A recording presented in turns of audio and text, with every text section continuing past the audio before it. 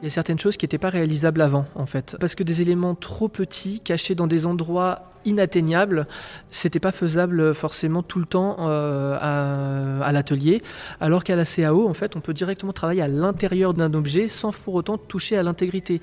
Une fois qu'on le fait en 3D, on voit tout de suite les contraintes qu'on va avoir et on peut plus facilement s'adapter et modifier la pièce en fonction.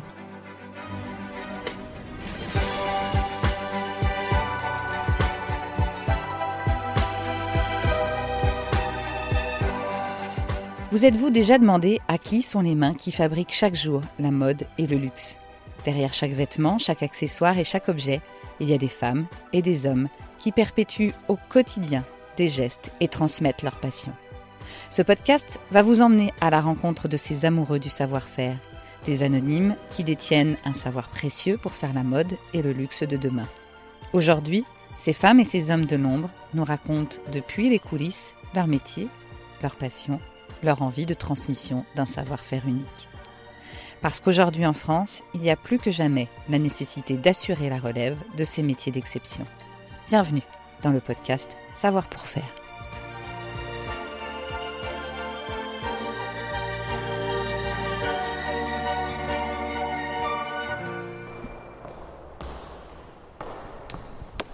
Sous le soleil étincelant de Nice, nous avons rendez-vous aujourd'hui au Majestic. Ancien palace de la Belle Époque, le Majestic a vu un certain nombre de personnalités séjourner sous son toit, telles que Colette en 1911.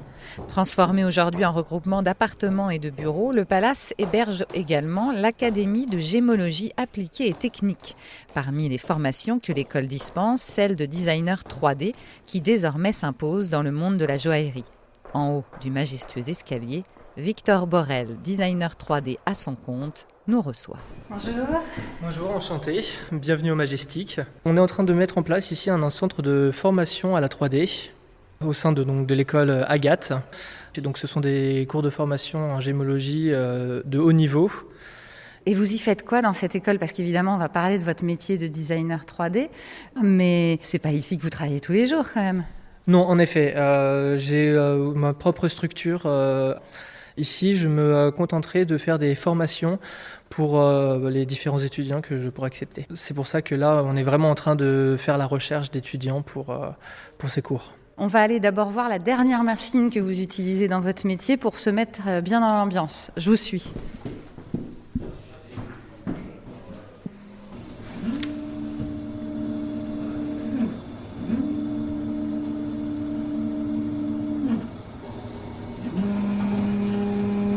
Alors expliquez-moi un peu cet engin qui est pas si gros que ça, je m'attendais à quelque chose de beaucoup plus gros. Non, donc effectivement, c'est une imprimante 3D. Donc elle est faite pour faire des modèles de présentation principalement, mais aussi des modèles que l'on pourra envoyer à la fonte pour pouvoir la transformer en métal directement.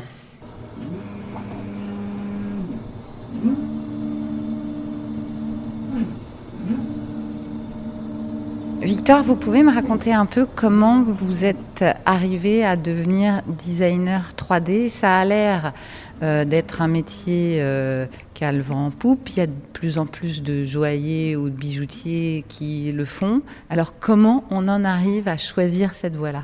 J'avais d'abord en fait essayé de rentrer dans une école de 3D, bien avant quand je cherchais encore ce que j'allais faire de mon avenir.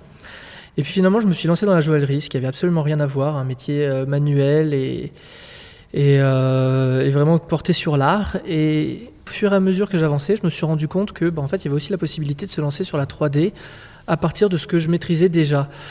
Donc j'ai commencé à m'y essayer quand j'étais encore à l'école et puis j'ai adoré. J'ai adoré et c'est vraiment devenu, alors que j'adorais la joaillerie et que j'en avais fait une passion, la 3D était devenue encore plus important pour moi. Et c'est comme ça que je me suis lancé. Au final, j'ai réussi à trouver une maison qui a pu me former parce qu'à l'école, les formations étaient un peu rapides. On n'avait que très peu de cours. C'était juste histoire de nous dire ça existe, mais sans forcément chercher à faire de nous des développeurs 3D en joaillerie. Et donc au final, j'ai réussi à rentrer dans une maison qui m'a formé de A à Z sur mes logiciels. Donc ce que vous avez fait, c'est comme beaucoup, un CAP, le brevet d'art ou pas ? Alors moi, j'ai pas passé le brevet d'art, mais j'ai fait effectivement le CAP. Ensuite, j'ai fait une mention complémentaire joaillerie, suivie d'un CAP certissage.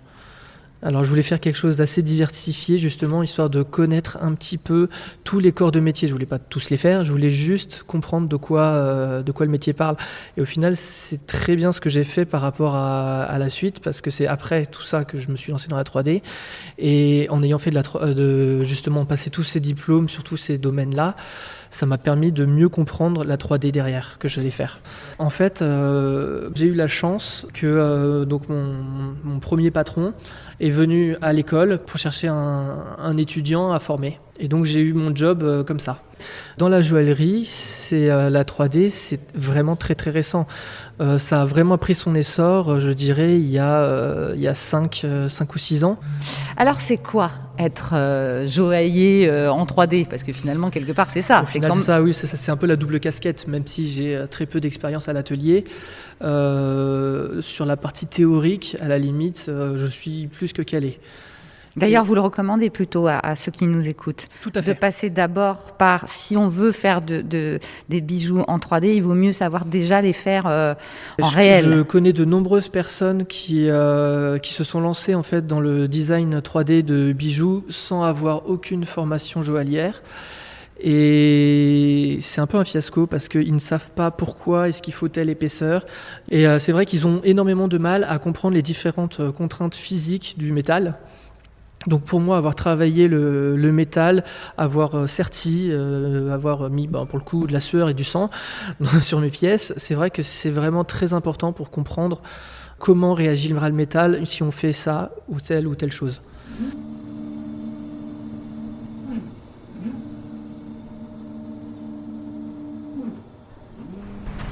Maintenant, c'est sûr que les processeurs ont des capacités de calcul telles qu'on arrive à calculer des volumes complexes, en fait, grâce à ça. En très peu de temps, parce que cette pièce, en réalité, donc, m'a demandé à peu près 2 ou 3 heures de travail. Et au bout de 3 heures de travail, je peux livrer une pièce complexe qui a eu plusieurs validations à un client. Et même si on le désire, on peut... Là, si je la sors en fait sur les imprimantes que nous avons là-bas, en fait, elle sort en 2 heures. Donc dans 2 heures, je pourrais vous montrer un modèle de cette pièce directement. En imprimante 3D sur de la résine, c'est ça ? Exactement. On est gémologues, donc tous les deux, on est du métier un peu, et moi je m'intéresse à tout ce qui touche aux pierres, y compris, depuis l'exploitation dans la mine jusqu'à la création de bijoux, quoi. Donc je trouve que tout ça, en fait, c'est complémentaire. Ça, c'est une chaîne, en fait, qui va de la mine jusqu'à la bijouterie, quoi. Et vous connaissiez un peu ça, le design 3D ou pas ? Oui, j'en avais entendu parler. J'avais vu déjà un certain nombre de choses. Mais bon, c'est intéressant de discuter avec quelqu'un qui pratique. Ça vous bluffe un peu ? C'est spectaculaire quand on voit la finition et le travail qu'on peut faire avec. Vous avez des étincelles dans les yeux. Complet, parce que c'est vrai que nous on achète des pierres, après on les revend, que là on voit vraiment le produit fini monté sur vague, et c'est vrai que ça touche à tous les corps de métier. C'est vrai que c'est toujours intéressant de tout connaître de A à Z, d'où c'est qu'on trouve la pierre, et après la pierre, une fois finie, la demande du client final, quoi.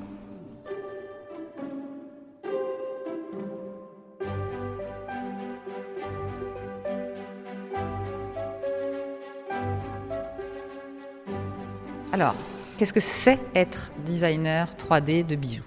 En général, donc, le projet initial, même si ça peut être le cas, ne vient pas de moi. C'est toujours un designer qui me présente un dessin, souvent inspiré d'une pierre ou d'une plante ou de quoi que ce soit qui puisse attirer son attention. Et à partir de là, en fait, moi, mon boulot, ça va être de donner de volume à ces bijoux dessinés en 2D. Là-dessus, il faut avoir quand même une grosse part de créativité, parce que le dessin est peut-être fait en 2D, ce qui veut dire que je n'ai pas la totalité des vues, donc il va falloir que j'imagine un petit peu la perspective, que je visualise déjà à l'avance dans ma tête le volume, et parce que si je mets en volume un objet qui est tout plat, c'est vrai que ça peut me manquer un petit peu d'âme, et ça va être là l'important, c'est vraiment de réussir à donner une âme à ce dessin en 2D. Donc il faut avoir le côté créatif et artistique aussi, pas seulement informatique. Exactement. En fait, c'est un travail qui réunit énormément de compétences parce que, voilà, comme on l'a dit, créatif, artistique, il faut avoir effectivement les compétences informatiques, comprendre son logiciel et être capable de travailler de concert avec les différents corps. Les principaux, ça va être effectivement le designer qui est l'étape avant et le joaillier qui est l'étape après. Parce que si on lui fait quelque chose et qu'au final, lui, il comprend pas comment est-ce qu'on veut le monter, parce que pareil, moi je vais faire un puzzle, une sorte de Lego avec ce bijou en 3D, qui ensuite partira à la fonte. Et une fois que le joaillier récupérera tous les éléments, moi je vais lui faire une fiche, un petit peu comme un plan de montage Ikea. Il va pouvoir assembler tous les éléments, les souder ensemble. Mais des fois, c'est pas logique. Et du coup, parce qu'on peut avoir une vision des choses, et c'est pour cela que l'entraînement et le fait d'avoir travaillé à l'atelier est très utile, parce que moi, au moins, ça me permet de pouvoir anticiper sur la plupart des problèmes qu'on va avoir. Quel genre de logiciel vous prenez ? Il y en a un particulier pour ce genre de travail ou... Je préconiserais d'utiliser plusieurs logiciels. Alors c'est pas facile parce qu'il faut maîtriser, chaque logiciel est très particulier, c'est tout un logiciel à réapprendre. Moi, à l'heure actuelle, je travaille sur 2 logiciels. Je travaille sur 3 designs principalement. C'est le logiciel avec lequel je me suis formé avec mon premier job. Et je me suis mis aussi à ZBrush, qui est un logiciel qui va me permettre de faire des choses un peu moins mécaniques et beaucoup plus végétales ou vraiment humanoïdes en fonction de ce que je veux faire avec. Et ça, ces logiciels, ça met du temps à être maîtrisé ? Oui. Évidemment, entre comprendre chaque outil et plus les spécificités, comme je disais, tous les logiciels ne réagissent pas forcément de la même façon, ils ont leur propre façon de calculer. Donc effectivement, c'est tout un tas de paramètres à prendre en compte. Donc moi, je pense qu'il m'a fallu, avant d'être vraiment efficace dans mon job, il m'a bien fallu 2 ans à travailler dessus en permanence. Je vous demandais tout à l'heure qu'est-ce qu'on a en face de nous. Finalement, pas grand-chose, mais quand même. C'est-à-dire que vous n'avez pas, comme beaucoup de vos collègues, des petits marteaux, des petites scies, etc. Mais vous avez 2 écrans, un ordinateur, un deuxième écran, plus le grand écran. Bon, là, aujourd'hui, c'est pour faire... Pour de la présentation uniquement. Pour de la présentation, mais sinon, vous travaillez juste avec ça ? Exactement, voilà. Ici, donc on va avoir effectivement mon ordinateur, avec donc mon écran, ça sera lui vraiment qui va gérer tout. Le deuxième écran, en réalité, c'est pas simplement un écran, c'est une tablette tactile qui s'utilise aussi avec un stylet. Ce qui va me permettre justement sur le deuxième logiciel ZBrush dont je vous parlais, de pouvoir dessiner directement sur la tablette ce que je veux faire.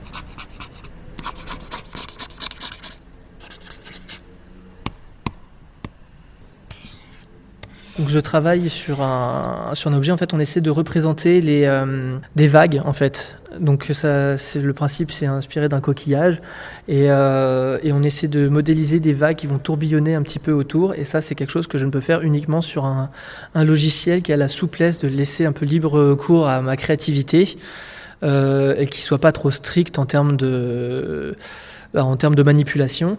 D'où le fait que ce logiciel est parfaitement adapté pour ce genre de travail.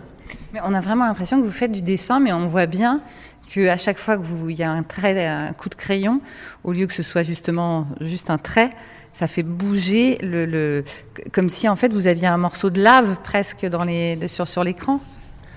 C'est ça en fait, mon stylo peut me servir à faire plein de choses. Je peux rajouter, enlever de la matière ou déplacer la matière, et je suis vraiment pas limité justement aux contraintes. En fait, ça se travaille comme de la glaise. On va passer entre guillemets à la deuxième partie de votre vie, parce que donc vous avez travaillé pour cette première maison. Après, vous avez travaillé pour d'autres maisons, notamment de luxe particulières. Oui. Juste après ça, j'ai été embauché dans un autre atelier qui ouvrait un pôle CAO, ce qui m'a permis moi du coup de pouvoir être chef du pôle CAO chez eux. Donc c'est à la base un atelier de sertissage qui a étendu ses activités. Donc c'est l'atelier pour Akia. Là, vous avez eu un tournant, vous nous l'avez dit au début. Oui, ça fait 2 mois que vous êtes à Nice, venant de Paris. Vous êtes à votre compte, vous venez vraiment de vous installer. Qu'est-ce qui a fait le déclic ? Qu'est-ce qui s'est passé ? l'envie d'évolution, l'ambition. J'aime bien vraiment changer. C'est pour ça que j'essaie constamment de découvrir de nouveaux logiciels. C'est pour ça que quand je change de job, c'est toujours pour avoir vraiment quelque chose qui ressemble pas trop à ce que je faisais exactement avant. À l'heure actuelle, je suis en train de créer aussi ma propre marque pour pouvoir, toujours pareil dans cette continuité et cette évolution perpétuelle.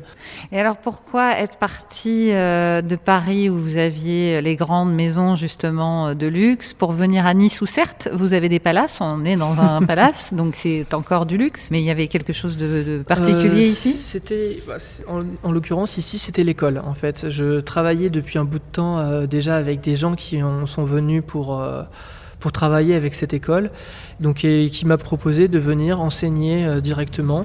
Et je suis vraiment pour le partage de l'information parce que au final c'est vraiment ça qui fait évoluer. Parce que quelqu'un qui acquiert un savoir tout au long de sa vie et qui meurt avec, au final une fois qu'il est parti, son savoir ne sert plus à rien.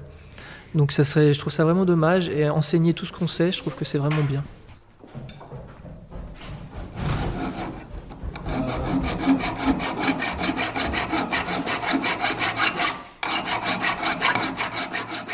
On n'a pas beaucoup de bruit avec la 3D et pourtant, en fait, dans une école de bijoux et de joaillerie, il y en a puisqu'il y a un atelier à côté et je suis avec le directeur de l'école, c'est ça? Je suis le directeur de la partie Les Arts Joailliers qui inclut la 3D, également le travail de sculpture sur cire, le travail du métal, l'usinage, le travail de la pierre, que ce soit en fastage ou en sculpté.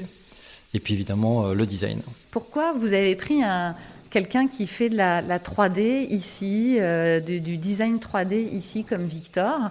Parce que vous pensez que c'est un métier vraiment essentiel maintenant dans ce monde? Et effectivement, ce que fait Victor en 3D, c'est juste indispensable. Aujourd'hui, la conception par ordinateur fait partie absolument intégrante du métier. Et donc du coup, c'est vraiment un maillon essentiel dans le développement joaillier, comme dans tous les secteurs. Je ne vois pas un métier au monde aujourd'hui où on pourrait revenir sans l'informatique. En vrai, on pourrait fonctionner sans, mais c'est comme s'éclairer la bougie. Ça marche, on s'éclaire, c'est très romantique, mais bon, l'électricité, ça a du bon aussi. Alors, ici, c'est une école à la base de gémologie, où on enseigne surtout la pierre, mais l'idée, c'était vraiment d'apporter cet univers où il y a l'enseignement, mais il y a aussi un vrai monde professionnel par des professionnels et qui prépare au monde réel, qui est celui de la vie active. Et ici, il y a l'enseignement, mais on continue à faire de la fabrication. C'est également un atelier de fabrication de pièces de joaillerie.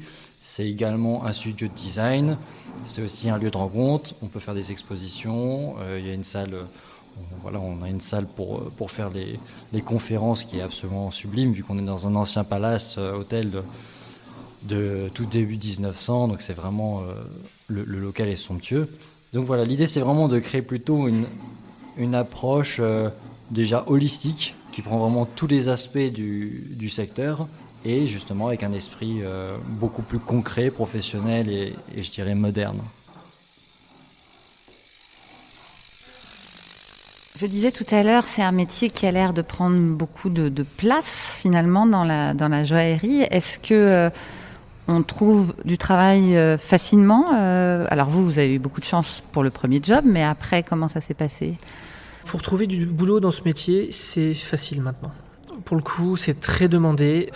L'image que les joailliers ont désormais de la 3D a vraiment évolué et ils ont une image très positive. Ils se rendent bien compte maintenant que c'est vraiment l'avenir un petit peu de notre domaine. Alors, ça fait pas tout. Et on a vraiment besoin des joailliers pour un peu remettre parfois les idées créatives de certains sur les rails. Mais vraiment, pour peu qu'on soit motivé, c'est sans problème. Il y a certaines choses qui n'étaient pas réalisables avant, en fait, à la main, pourquoi ? qui n'étaient pas faisables. Parce que des éléments trop petits, cachés dans des endroits inatteignables, c'était pas faisable forcément tout le temps à l'atelier. Alors qu'à la CAO, en fait, on peut directement travailler à l'intérieur d'un objet sans pour autant toucher à l'intégrité.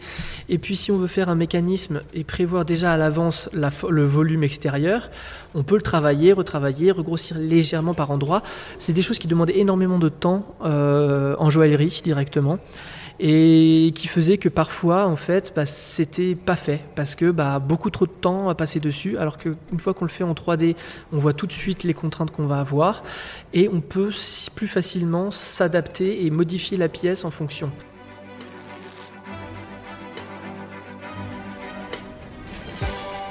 À l'heure actuelle, de toute façon, la technologie prend dans nos vies, de manière générale, hors métier ou quoi que ce soit, un essor perpétuel. Enfin, personne ne peut nier le fait que de plus en plus de tablettes, ne serait-ce que pour lire des livres, je les vois dans le métro tous les jours. La technologie et ces différents systèmes, les imprimantes 3D sont de plus en plus abordables. Certaines personnes en achètent ne serait-ce que pour s'imprimer des petits pots à crayon chez eux, quoi. Donc c'est vraiment un filon qui serait dommage de louper et qui serait une véritable erreur stratégique.